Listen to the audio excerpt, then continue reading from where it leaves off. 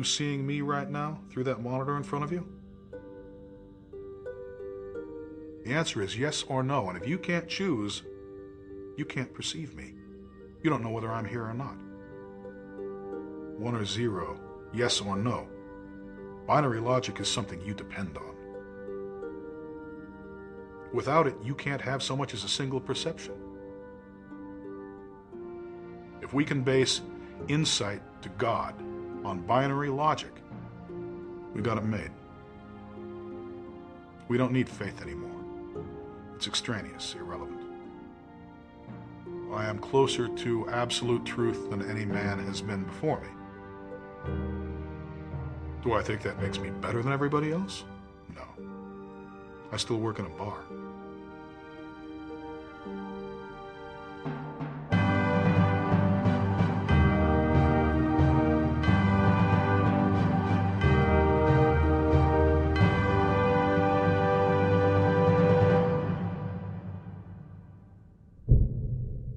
I was working construction during the day, and I was working in a bar at night, and I happened to see a copy of Omni magazine.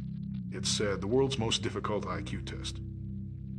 It consists of 48 problems, some of which are extremely difficult. I think, gee, that's interesting. You know, that's interesting. I always wanted to know what my IQ was. The verbal problems were all pretty easy, so I just breezed through them. I happen to have a larger than average vocabulary. The really difficult ones were some of the spatial problems and the number sequences. Actually, highly difficult. So, as it turned out, I ended up setting a record score on that test. The Guinness Book was actually going to switch the world's highest IQ title to me, but then they dropped the highest IQ listing. IQ is not really a PC concept anymore, and I guess the Guinness Book fell victim to PC. My IQ would be somewhere between 190 and 210. 210 seems very, very, very high. It does seem that way, doesn't it? Albert Einstein was estimated at between 180 and 190. Charles Darwin was way down there in the toilet at 135.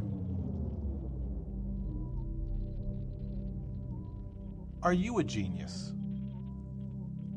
Well, you're kind of putting me on the spot here, aren't you? Yeah. I mean, yeah, you're forcing me to either say no, in which case, you know, it's all hype, or you're forcing me to say yes. I'll say probably, yes, I am a genius by most of the criteria. The definitive criteria of genius, I think you'd have to consider me a genius, yeah.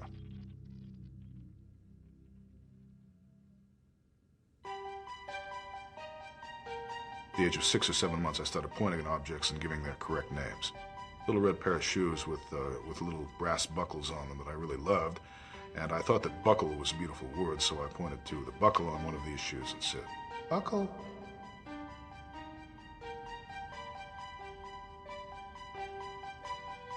Shortly thereafter, I started talking in sentences. I seemed to have an understanding of syntax, and so I was a very early talker. I heard my mother talking about this little girl. Becky already knew how to read. I thought, well, I'm certainly not going to be beaten by her. She didn't seem especially intelligent to me, and I just knew I could out-accelerate her. At the age of 3 or 4, I started writing a book.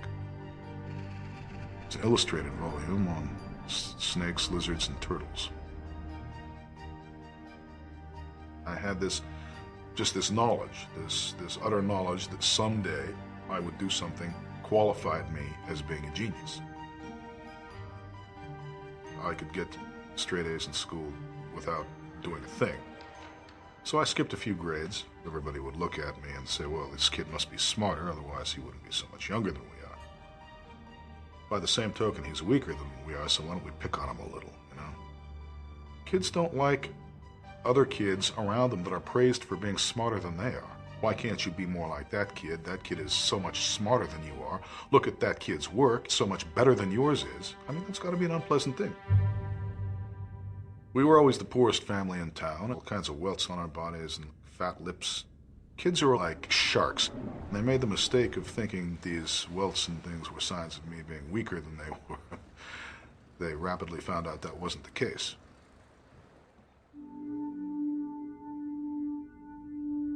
My actual father had died.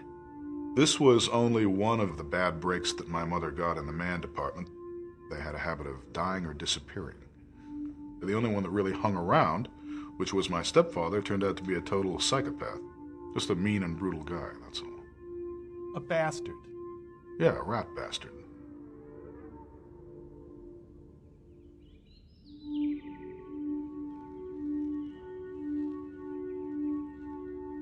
Jack did not like to be in the presence of anyone more intelligent than he was. I saw him put on this pair of leather gloves. "I've noticed you're a pretty smart kid," he said. "You probably know how many miles it is to the sun, don't you?" And I said, "Yes, as a matter of fact, I do know how many miles it is to the sun. It's, between 92 and 93 million miles. Kablam, right in the mouth. The reason he put on the gloves was that he wouldn't skin his knuckles. In this world, if you pretend to be too much smarter than other people, you're going to get into trouble for that. He was going to be the vehicle of my enlightenment.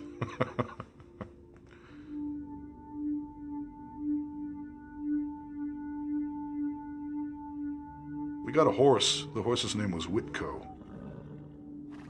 If the fence wasn't high enough, and they were never high enough, this horse would just get away. So he entrusted me with making sure that the horse did not escape. The first time the horse got away, the old man beat the crap out of me, just like I knew he would. Next, he went down and got himself a heavy galvanized dog chain and a couple of padlocks. Puts one end of the dog chain around the horse's neck and padlocks it. And he says, "Come here." And I went over there, and he put the other end around my waist, and he padlocked that. And he drives off. It was only a matter of time. The horse naturally went through the barbed wire fence, and it dragged me up a dirt street and part of the way down Main Street before the chain broke. I was covered with blood in my eyes. I was like wiping my eyes now. Finally, I managed to get home, and I'm walking up the front steps, and all of a sudden, bam! I find myself flat on my back. I couldn't breathe. I was going, There's the old man standing over me and says, "I told you not to let that blanking horse get away." Until finally, when I was 14, I just booted his ass out. Beat him half to death and told him that if he ever came back, that was going to be the end of him.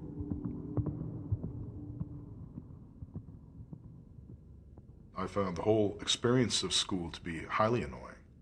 I think I could have wrapped the whole thing up in a couple of years. Instead, they managed to keep me around for 12. I spent most of the last 2 years sitting in the library. I just had it. I told them I was tired of it and wasn't going to take it anymore. Wasn't going to be showing up unless they made some special provision for me, and when I wasn't in the library, I wasn't there at all. My teachers just didn't particularly care for me. Here's a kid, he's ragged, he looks mangy and hungry, he's known for getting into fights. The rule was either total indifference or outright hostility. It would have been nice if somebody had said, "We've been keeping this kid down too long, let's send him away to college or university," but nobody gave enough of a hoot to bother doing that, so that's it. Maybe by that point they thought I was too far gone. Maybe they were right.